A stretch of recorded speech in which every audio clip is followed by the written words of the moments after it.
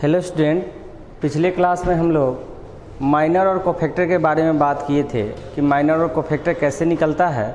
उस पर हम एक आध क्वेश्चन लेते हैं और उसका माइनर कोफैक्टर निकाल के देखते हैं। फिर हम लोग प्रॉपर्टी ऑफ डिटर्मिनेंट पे चर्चा करेंगे। जैसे सपोज कीजिए एक क्वेश्चन है, डिटर्मिनेंट इक्वल टू 3 - 6 8 4 2 1 5 - 3 7। सपोज कीजिए कि ये क्वेश्चन है और हमको इसके सारे एलिमेंट का माइनर निकालना है या कोफैक्टर निकालना है। तो सबसे पहले हम लोग वर्क करना स्टार्ट करेंगे। जैसे आप इसको लिख सकते हैं कोफैक्टर ऑफ 3, या इसको लिख सकते हैं cofactor of A11। 11 first row और फर्स्ट कॉलम के एलिमेंट का कोफैक्टर, आप ऐसे भी लिख सकते हैं। इसके लिए हम बताए थे कि सिस्टम पे करना क्या है कि -1 पे power position of row plus position of column करनी है, यानी 1 + 1, और इसके हॉरिजॉन्टल वर्टिकल को छोड़ के डिटर्मिनेंट लेनी है। तो बताए थे 2 1 - 3 7। आप ऐसे भी बना सकते हो, या एक साइन याद रखना है plus minus plus minus plus minus plus minus plus, और जिस पोजीशन के एलिमेंट का हमको कोफैक्टर लेना है उसमें ये साइन हम लोग इन्वॉल्व कर देंगे। तो सिंपल तरीके से हो सकता है। अब देखिए यहाँ पे तो +2 है तो उसका मान 1 ही हुआ, इसका वैल्यू हो जाएगा 14 + 3 17। तो कोफैक्टर ऑफ A11 17 आ गया। उसी तरह से हम लोग लिखेंगे कोफैक्टर ऑफ -6। तो -6 का कोफैक्टर है तो इसके हॉरिजॉन्टल वर्टिकल को छोड़िए तो ये आएगा 4 1 5 7 का डिटर्मिनेंट, 4 1 5 7 का डिटर्मिनेंट। और इसके लिए माइनस साइन है। अगर ये हम नहीं रूल फॉलो करते हैं तो केवल इसके रूल से चलेंगे तो माइनस साइन लगा देंगे। अब ये हो जाएगा -28 - 5 यानी कि -23। ठीक है, या इसी को लिख सकते हैं कोफैक्टर ऑफ, इसका position second row first column है 821 करके। तो इस तरह से करके 8 का कोफैक्टर निकालना है। कोफैक्टर ऑफ 8, या लिखेंगे cofactor of A31 equal to, फिर इसके हॉरिजॉन्टल वर्टिकल एलिमेंट को छोड़ दीजिए, जो आएगा उसका डिटर्मिनेंट ले लेते हैं हम लोग 4 2 5 - 3। और चूंकि यहाँ प्लस है तो यही हो गया, तो ये होगा -12 -10 -22। ठीक है, तो इसी तरह से हमको हर एलिमेंट का कोफैक्टर बारी बारी से सेम मेथड से हम लोग निकाल सकते हैं, वर्क कर सकते हैं। हम होप करते हैं कि कोफैक्टर निकालना आप लोग सीख गए होंगे। अब हम लोग प्रॉपर्टी ऑफ डिटर्मिनेंट पे चर्चा करते हैं कि क्या होता है प्रॉपर्टी ऑफ डिटर्मिनेंट।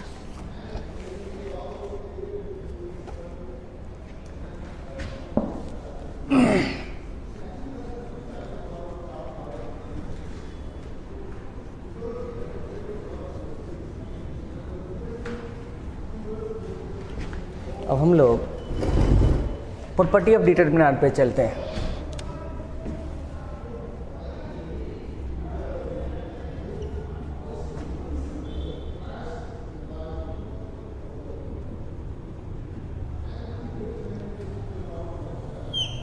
ठीक है, इसकी पहली प्रॉपर्टी है first, the value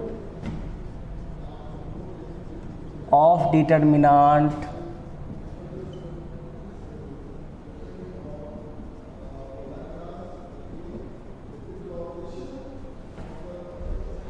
the value of determinant does not change if rows and columns are interchanged.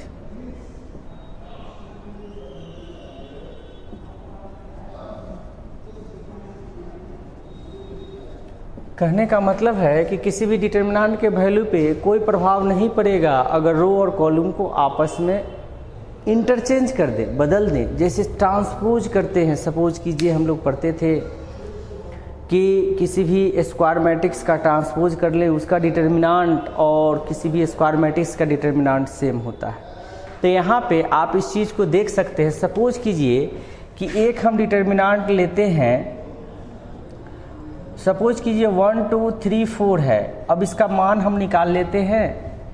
मेरे पास आएगा 1 × 4 - 3 × 2 यानी -6। अब हम क्या करते हैं, रो को कॉलम में इंटरचेंज कर देते हैं।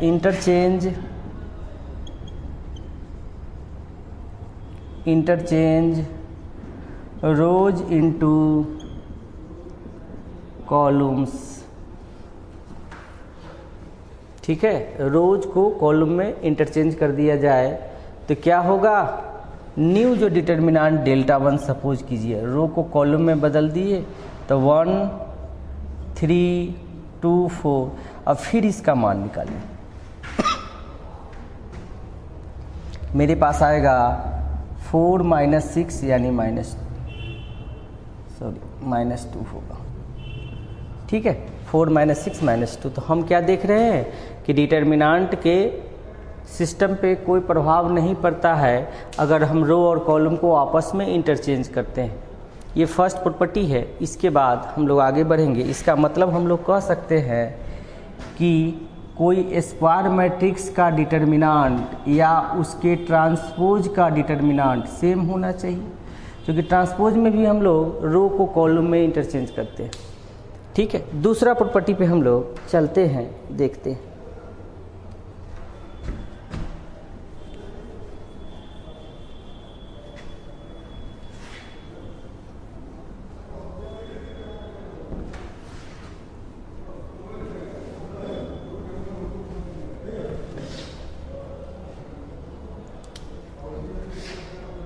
दूसरे प्रॉपर्टी पे हम लोग आते हैं।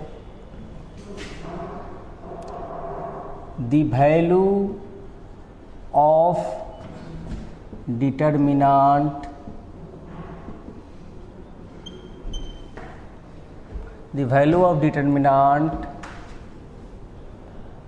is 0 when any two row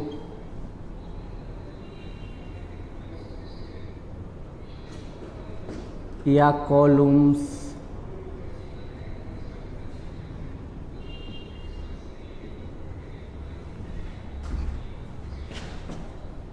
of determinant is same या प्रोपोर्शनल।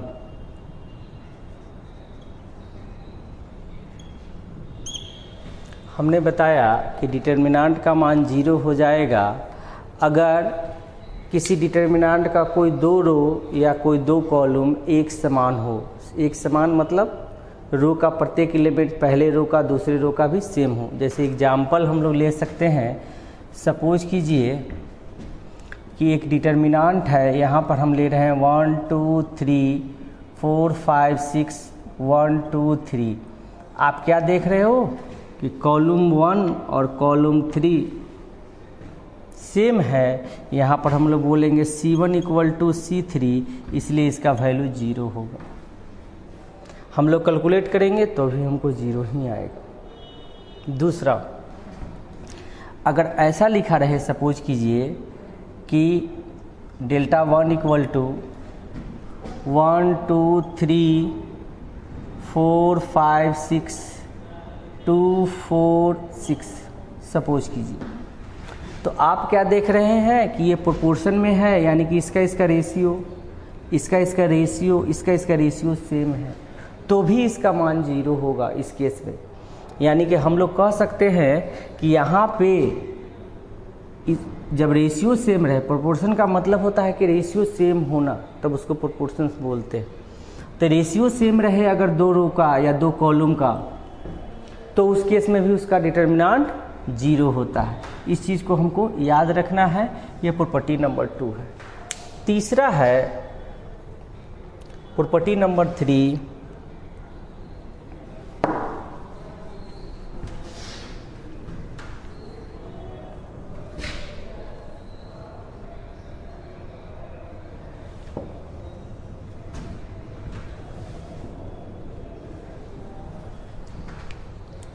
प्रॉपर्टी नंबर 3 में हम लोग देखेंगे the value of determinant is 0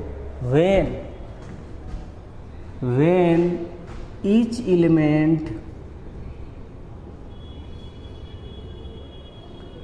elements of any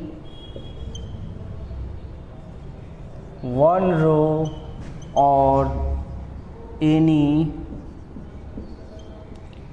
one column is 0।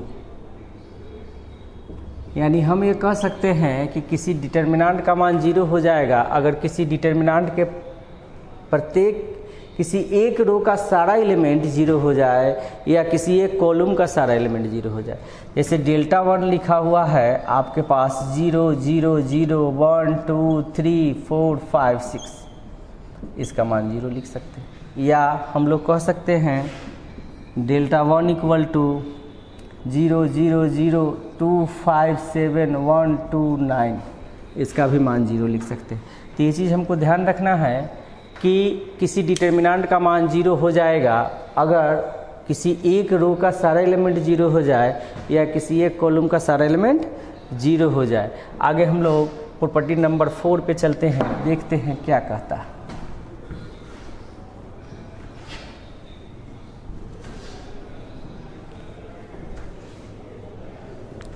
अगला है प्रॉपर्टी नंबर 4। इस पे हम लोग बात करेंगे, इसमें कहेंगे the numerical value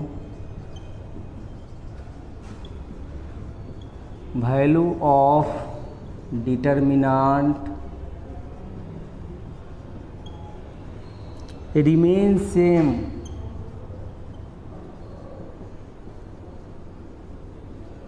but its sign changes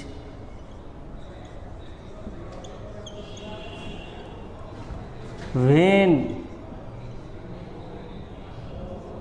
any two rows या any two column are interchanged।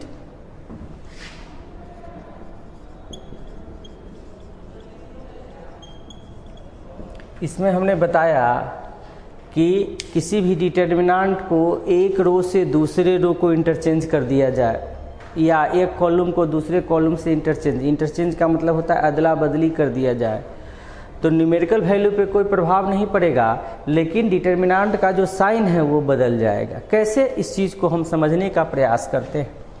Suppose कीजिए कि हमारे पास एक डिटर्मिनेंट लिखी हुई है 1 2 3 4 और हमने इसका वैल्यू निकाला, इसका मान निकाला तो आया 4 - 6 - 2। अब आप देख लो कि हमें प्रॉपर्टी लगा दी है C1 इंटरचेंज C2, मतलब C1 के जगह C2 को रख देना है और C2 के जगह पर C1 को रख देना है। तो सपोज कहते हैं, देखते हैं, यानी कि डेल्टा इक्वल टू हो जाएगा, डेल्टा 1 इक्वल टू हो जाएगा 3 4 1 2। अब आप क्या करिए कि इसका मान निकालिएगा तो ये हो जाएगा 6 - 4 2। आप क्या देख रहे हैं कि जब हमने इंटरचेंज वाली प्रॉपर्टी लगाई तो इसका जो साइन था माइनस, इसका साइन हो गया प्लस, यानी साइन में केवल परिवर्तन होता है। तो जब कभी यह प्रॉपर्टी लगाते हैं हम लोग तो ये इस बात का ध्यान रखते हैं कि जरूर डिटर्मिनेंट का न्यूमेरिकल मान बदल गया होगा तो हम लोग माइनस से बाहर मल्टीप्लाई कर देते हैं। यानी कि हम लोग कह सकते हैं कि delta equal to minus delta 1 ऐसा लिख सकते हैं। इसलिए एक माइनस साइन, जब भी ये प्रॉपर्टी हम इस्तेमाल करेंगे किसी भी डिटर्मिनेंट में कि एक रो को दूसरे रो से या एक कॉलम को दूसरे कॉलम से, तो उतना बार हमको माइनस साइन का इस्तेमाल करना पड़ेगा। एक बार करना होगा तो एक बार माइनस लगाइए, फिर किसी दूसरे दो रो को या किसी दो कॉलम को इंटरचेंज करना होगा तो फिर से माइनस लगा सकते हैं। तो ये प्रॉपर्टी पे हमको इस चीज़ को ध्यान रखना है, क्योंकि जैसे ही इसमें हम माइनस साइन लगाएंगे, इसमें माइनस लगाएंगे तो यहाँ भी माइनस लग जाएगा और डेल्टा का मान और इसका मान सेम हो जाएगा। इसलिए जब ये प्रॉपर्टी लगाते हैं तो हम लोग माइनस साइन का इस्तेमाल करते हैं। ठीक है, एक आध एग्जाम्पल और हम दे रहे हैं। सपोज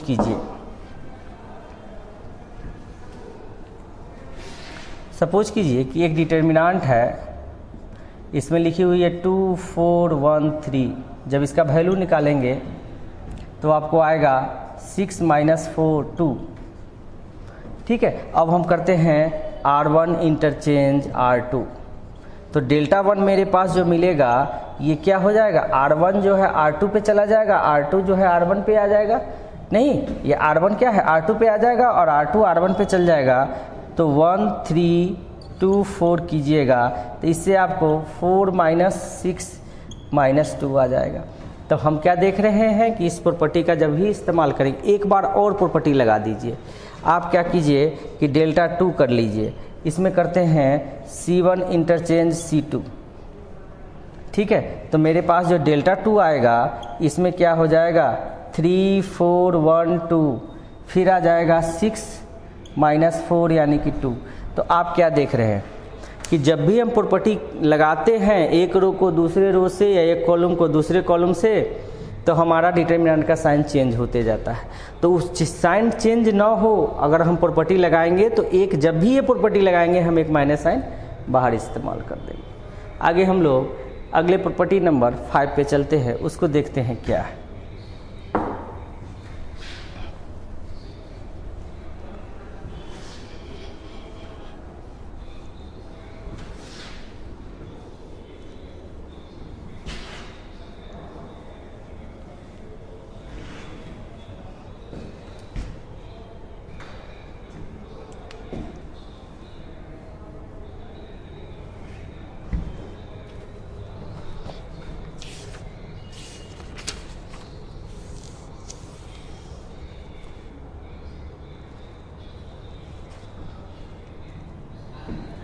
प्रॉपर्टी नंबर 5 में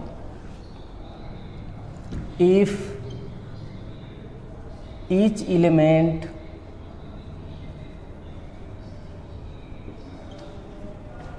ऑफ एनी वन रो और any one column is multiplied by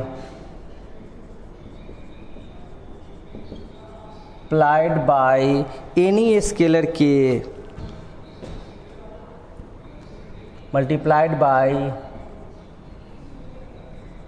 any scalar k, then value of determinant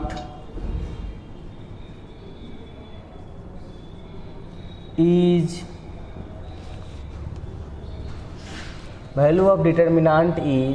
then new value of determinant is k times original value। हम इसको थोड़ा सा समझने का प्रयास करते हैं। ठीक है, यहाँ पे हमने आपको बताया कि अगर कोई डिटर्मिनांट है उसके किसी एक रो के प्रत्येक एलिमेंट को या किसी एक कॉलम के प्रत्येक एलिमेंट को किसी कांस्टेंट के से मल्टीप्लाई करते हैं तो नया जो डिटर्मिनांट बनेगा वह पहले वाले डिटर्मिनांट का के टाइम्स हो जाएगा। ठीक है, जैसे एग्जाम्पल के लिए हम लोग देखते हैं, सपोज कीजिए ये ले लिए और हमने क्या किया कि एक डिटर्मिनांट लिया 1 2 3 4, इसका मान निकाला तो 4 - 6 - 2 आया। अब मैंने ये प्रॉपर्टी लगाया। हम क्या करते हैं, R1 को 5 R1 से मल्टीप्लाई कर देते हैं, प्रॉपर्टी लगाए। इसका मतलब है कि हम R1 पे काम कर रहे हैं। क्या काम कर रहे हैं, R1 के प्रत्येक एलिमेंट को 5 से मल्टीप्लाई कर रहे हैं। तो न्यू जो डिटर्मिनांट मेरा मिलेगा डेल्टा 1, ये हो जाएगा 5 15 2 4। अब देखिए इसका मान हम लोग देख लेते हैं। ये इसका मान देखेंगे तो तो 5 और 4 को मल्टीप्लाई करेंगे 20 और 15 और 2 को मल्टीप्लाई करेंगे 30, यानी -10 आएगा, यानी कि 5 गुने -2 कर सकते हैं। तो हम क्या देख रहे हैं कि हमने ये प्रॉपर्टी जब इस्तेमाल किया तो डिटर्मिनेंट का वैल्यू भी उतना टाइम्स बढ़ गया। तो जब कभी ये प्रॉपर्टी हमको लगाने की ज़रूरत पड़ेगी तो हम अगर मल्टीप्लाई करेंगे तो उतना से हम लोग डिवाइड कर सकते हैं, यानी कि हम बोल सकते हैं कि डेल्टा इक्वल टू 1/5 डेल्टा 1। क्यों? क्योंकि हम सिस्टम को 5 से मल्टीप्लाई की ज़रूरत हुई तो मल्टीप्लाई किए, तो हमको 1/5 से भी डिवाइड करना पड़ेगा ताकि सिस्टम पे कोई इफेक्ट न पड़े। यानी कि डिटर्मिनेंट की इस प्रॉपर्टी को आपको समझना चाहिए कि जब किसी डिटर्मिनेंट में किसी रो पे या किसी कॉलम के प्रत्येक एलिमेंट को किसी कांस्टेंट से मल्टीप्लाई करते हैं तो डिटर्मिनेंट भी उतना टाइम्स बढ़ता है। इसका मतलब है डिटर्मिनेंट में कोई चेंज न हो तो हमको 1/, उतना जितना से मल्टीप्लाई किए हैं उतना से डिवाइड करना पड़ेगा ताकि सिस्टम पे कोई इफेक्ट नहीं हो। तो इस प्रॉपर्टी को हमको ध्यान रखना है। अब इसी से हम लोग एक और प्रॉपर्टी देखते हैं, एक और चीज़ देखते हैं। सपोज कीजिए कि अगर एक मैट्रिक्स रहता A और ये लिखा रहता, सपोज करिए 1 2 3 4 मान लेते हैं। अब अगर इसका डिटर्मिनेंट निकालने के लिए कहता तो डिटर्मिनेंट निकालते तो 1 2 3 4 कर लेते, यानी कि -6 -2 लिख देते। लेकिन अगर यही हमसे कहता कि 3A का डिटर्मिनेंट बताओ, सपोज कीजिए, तो आप जब 3 से मल्टीप्लाई करोगे तो हमको पता है कि जब किसी मैट्रिक्स को किसी स्केलर से मल्टीप्लाई करते हैं तो वह स्केलर इसके प्रत्येक एलिमेंट को जाके मल्टीप्लाई करता है। तो उस केस में मेरे पास क्या हो जाएगा, ये हो जाएगा 3 6। अगर हम लोग पहले 3A निकाल लें, 3A निकाल लें तो A मैट्रिक्स को 3 से मल्टीप्लाई करिए तो क्या हो जाएगा, 3 × 1 3, 3 × 2 6, 3 × 3 9, 3 × 4 12। ठीक है, अब इसका डिटर्मिनेंट ले सकते हैं। तो डिटर्मिनेंट जब आप इसका लेंगे, 3A का डिटर्मिनेंट लेंगे तो हो जाएगा